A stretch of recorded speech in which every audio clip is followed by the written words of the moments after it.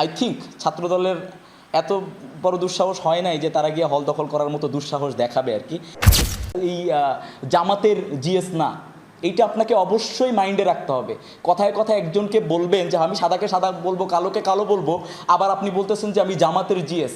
রাজশাহী ইউনিভার্সিটিতে আসেন, এখানে এসে দেখেন যে সালাউদ্দিন আম্মার মোট ভোটের 67% ভোট পাইছে without any political organisation support.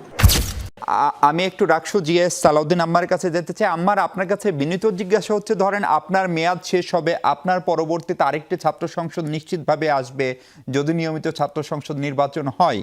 ফলে এখন আপনারা যে দৃষ্টান্ত রেখে যাচ্ছেন সেটি তো পরবর্তী প্রজন্মের জন্য কি উদাহরণ হচ্ছে? আপনি একটু আগে একজনের হোয়াটসঅ্যাপের কথা বলছিলেন, তিনি যদি খুনের মামলারও আসামি হন, সেটি কি আসলে ব্যক্তি বা জিএস আম্মার বা ছাত্র সংসদের যে কোনো নেতা বা ঢাকায় সর্বমিত্র চাকমা কেউ কারো ফোন চেক করতে পারে? এমনকি পুলিশই কি সেটা করতে পারে মামলা না হলে?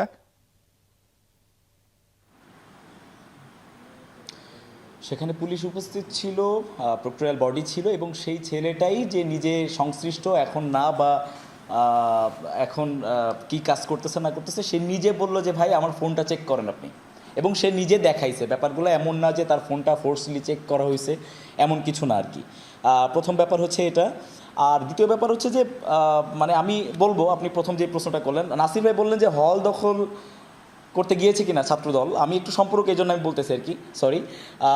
যে 30টার মতো পাবলিক বিশ্ববিদ্যালয় আছে, বা মানে ভাই বললেন আর কি যে হ্যাঁ 30টার মতো, তো সবগুলাতে হলের পরিবেশ বললেন যে হল দখল করতে গেছে কিনা ছাত্রদল, যাওয়ার সাহসও পাওয়ার কথা না আফটার রিভলিউশন। মানে আই থিঙ্ক ছাত্রদলের এত বড় দুঃসাহস হয় নাই যে তারা গিয়ে হল দখল করার মতো দুঃসাহস দেখাবে আর কি। এটা ছাত্র সংসদ হওয়া না হওয়ার প্রশ্ন না, এটা হচ্ছে আফটার রিভলিউশন। এটা সবার মাথায় রাখা উচিত, এটা এক্সিস্টিং সকল পলিটিক্যাল স্টুডেন্ট অর্গানাইজেশনকে এইটা মাথায় রাখা উচিত যে এইটা ওই যুগ নাই আর কি। সো কোন জায়গায় ছাত্র সংসদ আছে আর কোন জায়গায় ছাত্র থাকলেই এখন হল দখল করতে যান, দেখবেন যে অবস্থা টাইট করে দিবে। এবং আমি একটা জিনিস মানে আমি বলি ভাই আপনাকে যে আমি সবাইকে সম্মান দিতে চাই, কিন্তু সবাই ডেকে ডেকে অপমানটা বা এই ব্যাপারগুলো নিয়ে আসে আর কি। যেমন আপনার আমি যাদের সাথে গেস্ট হব, গেস্ট হিসেবে আজকে যমুনা টেলিভিশনে আসছি, আমি সবার ব্যাপারে জেনে শুনে আসছি যে কে কে হবেন। আমার বিশ্বাস যে যারা এখানে সংসদ, যারা এখানে গেস্ট হিসেবে আসছিলেন, ওনাদের আমার পরিচয়টা সঠিকভাবে জানা উচিত ছিল।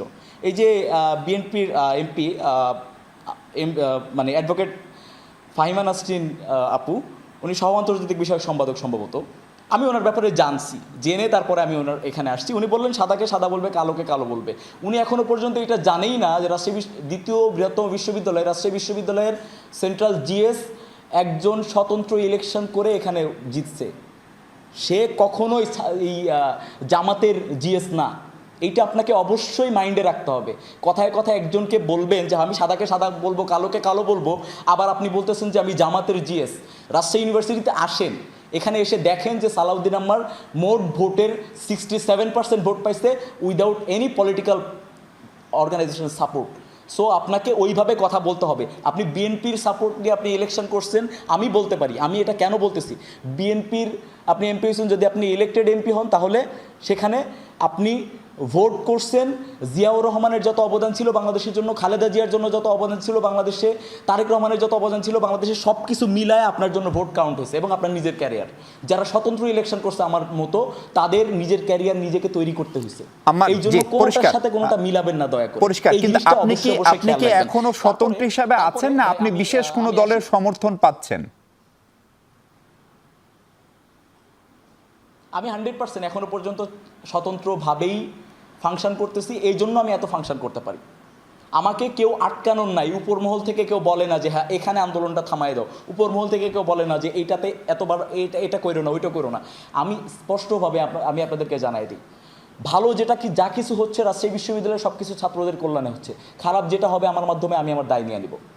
অন্য কোনো পলিটিক্যাল অর্গানাইজেশন এটার কোনো বিন্দু পরিমাণ সুযোগ নাই এবং হবেও না। এখানে মার্জিয়া মুমতাজ আপু বলতেছিল যে ছাত্র সংসদকে থামাতে হবে, আমরা কেন প্রতিরোধ গড়ে তুললাম। দেখেন আপু, আজকে যদি প্রতিরোধ গড়ে না তুলতাম, রাকসুতে এসে যে হামলা করলো 7 জন, একজন ভিডিও করলো 6 জন, এসে আমার উপর অতর্কিত হামলা করলো, আমরা যদি সাথে সাথে এটার জবাব না দিতাম, তাহলে আওয়ামী লীগের পেজ, সকল নিউজ চ্যানেল সব জায়গায় ঢালাওভাবে যেটা প্রচার করত, আমার যদি 100 জন অনুসারী থাকে, যারা দেশের বাইরে থাকে, গ্রামে থাকে, বিভিন্নভাবে আমাকে অনুসরণ করে, আমার ভক্ত যারা দেশের জন্য আমাকে, আমার কথাটা শুনে আমার ভোকালটাকে ভালোবাসে, তারা আজকে যদি দেখতো যে আমাকে এভাবে মারছে ছাত্রলীগ, আমি কিছু বলি নাই, আমি বিচারের আশায় কান্নাকাটি করতেছি, এখানে আমি প্রতিরোধ গড়ে তুলি নাই, ওই 100 জন যারা নতুন নতুন কথা বলা শিখছিল, নতুন নতুন অধিকার ভিত্তিক কথা বলা শুরু করছিল, তাদের মুখ আবার বন্ধ হয়ে যেত।